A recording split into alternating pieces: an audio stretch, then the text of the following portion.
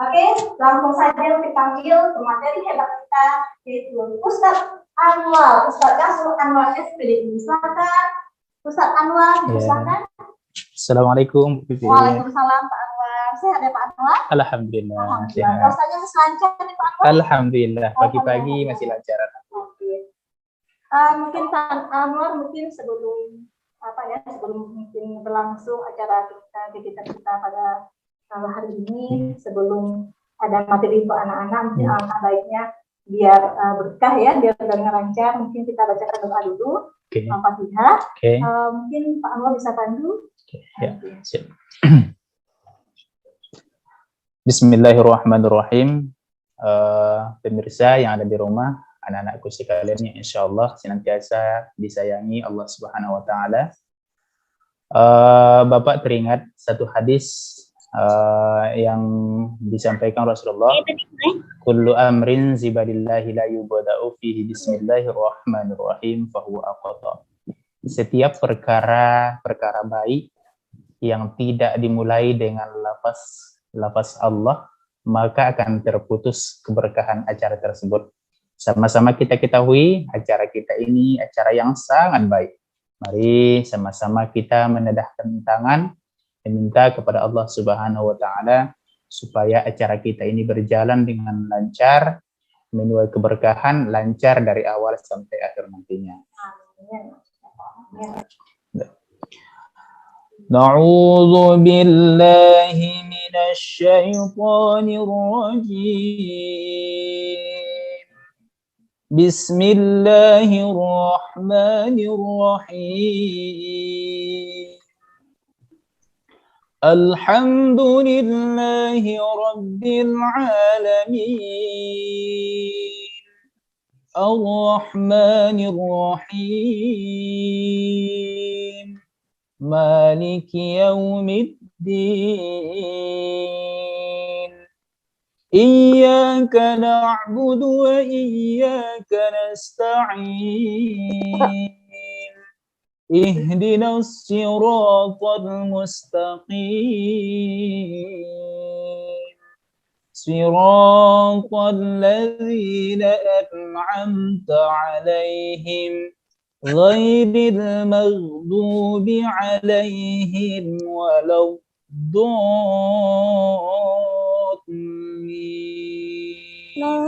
Rabbi zidna 'ilma warzuqna fahma birahmatika ya arhamar rahimin. Walhamdulillahi rabbil alamin. Baik, bismillahirrahmanirrahim. Kembali lagi ke buku kurma kita nak ya. Diperhatikan Ramadan Seru hari ke-28, materi bermaaf-maafan. Mari sama-sama kita baca ya. Apa yang harus diucapkan saat hari raya Idul Fitri nanti? Sesuai teladan dari para sahabat Nabi bahwa ketika seorang muslim bertemu dengan sesama muslim yang lainnya pada hari raya Idul Fitri ini, dianjurkan kita mengucapkan taqabbalallahu minna wa minkum, yang artinya semoga Allah menerima puasa dan amal dari kami dan dari kalian juga. Apa jawaban dari kita? Kemudian yang diberi ucapan menjawab dengan ucapan yang sama atau menjawab taqabbal ya karim, semoga Allah menerima dan memuliakan kamu juga, atau bisa juga kita jawab dengan wa ja'alnallahu minal a'idin wal faizin, yang artinya semoga Allah menjadikan kita sebagai orang-orang yang kembali dan beruntung. Mengenai pertanyaan Bu Vivit tadi, sebenarnya bermaaf-maafan itu dikaitkan dengan waktu tak Pak Anwar? Itu sebenarnya pertanyaan Bu Vivit tadi ya. Apakah harus di bulan Idul Fitri saja? Apakah di bulan Ramadan atau di mana? Silakan kita merujuk ke surah Al-Imran ayat 133. A'udzu billahi minasy syaithanir rajim. Wasari'u ila maghfiratin min rabbikum wa jannatin 'arduha as-samawati wal ardh wa'iddat lil kafirin wa'iddat lil muttaqin. yang artinya wasari'u ila maghfiratim mir rabbikum, dan bersegeralah engkau menuju ampunan Tuhanmu. Bersegera, di sini ada kalimat bersegera yang tidak dikaitkan dengan waktu. Kalau sudah bersegera, jangan ditunda-tunda lagi. Berbeda dengan kalimat fas'au yang diartikan juga dengan bersegera yang berada di surah Al-Jum'ah. Ya ayyuhalladzina amanu idza nudiya lis-sholati min yaumil jum'ah fas'au, katanya. Maka bersegeralah. Kalau di hari Jumat, kalimat bersegera itu, Bu Fit, masih ada dikaitkan dengan waktu, butuh persiapan. Menjelang berangkat ke masjid, kita harus mempersiapkan diri dulu kan, mandi dulu, istrinya menyiapkan baju anak suaminya dulu, butuh persiapan. Tapi beda di surah Al-Imran, wasari'u ila maghfiratin, tidak dikaitkan dengan waktu sama sekali.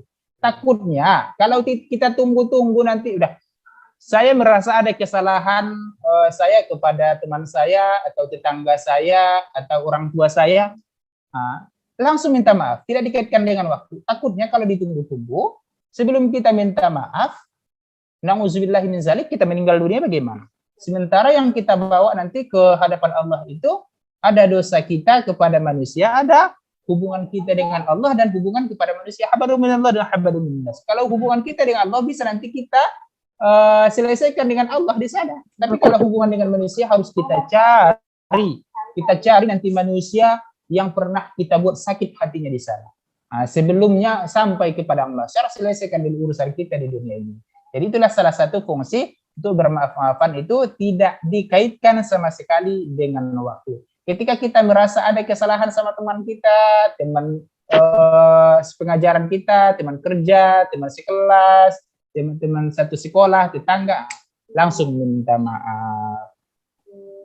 Ada satu kisah yang diriwayatkan oleh Anas bin Malik. Ketika itu Rasulullah SAW sedang duduk bersama para sahabat di Masjid Nabawi. Masjid Nabawi di mana? Di mana Masjid Nabawi? Di kota Madinah ya, di kota Madinah.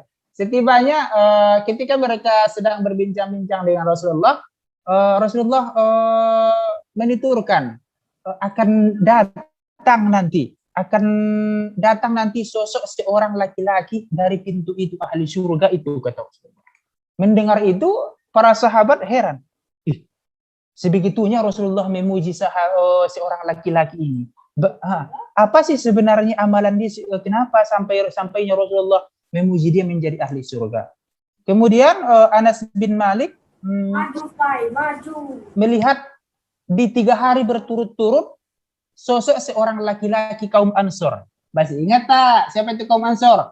Kaum Ansor itu kaum penolong yang berasal dari kota Madinah. Kalau kaum Muhajirin kan yang hijrah, orang Mekah yang hijrah ke Madinah. Kalau kaum Ansor, orang kaum muslimin yang menolong kaum Muhajirin yang datang hijrah dari kota Mekah ke Madinah.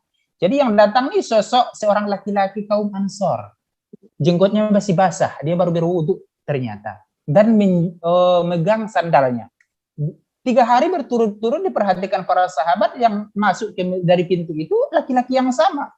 Setibanya melihat aktivitas di masjid biasa saja, amal dia biasa saja seperti sahabat-sahabat yang lain. Melihat kebiasaan dia ini, para sahabat apa namanya itu? Kalau sahabat apa sih? Kepo. Kepo. Saya pun masuk surga juga. Apa sih sebenarnya amalan dia yang lebih itu? Kenapa Rasulullah sampai memuji dia sebagai ahli surga? Kemudian Abdullah Amr bin Anas, salah satu sahabat Rasulullah, mengikuti laki-laki ini ke rumahnya. Dia bermalam sampai 3 hari 3 malam, Bu, di situ untuk melihat kebiasaan apa sih sebenarnya kelebihan laki-laki ini. Saking penasarannya. Oh ya, tiba-tiba Abdullah Amr bin Anas melihat kebiasaan ini, sholat tahajudnya biasa, amal-amal fadilah amal dia yang lain sama seperti sahabat yang lainnya. Melihat itu Abdullah Amr bin Anas datang menjumpai laki-laki ini kembali. Wahai sang pemuda, apa sebenarnya yang menjadi rutin amal kamu yang lebih itu sampai Rasulullah memuji kami sebagai ahli surga katanya. Kemudian laki-laki itu menjawab dengan sopannya, dia menjawab dengan tidak ada rasa sombong sama sekali, dengan tawaduknya dia menjawab, saya hanya mengamalkan sebelum tidur malam, sebelum mata saya pejamkan, saya memohon kepada Allah Subhanahu wa taala supaya dihilangkan sifat iri dan dibuat Allah di hati saya cepat bisa memaafkan kesalahan orang lain. Jadi dari kisah ini kita bisa simpulkan orang yang pemaaf itu berpotensi luas sebagai ahli surga. Itu saja Bu Vivi. Terima kasih Pak Anwar. Penjelasannya mungkin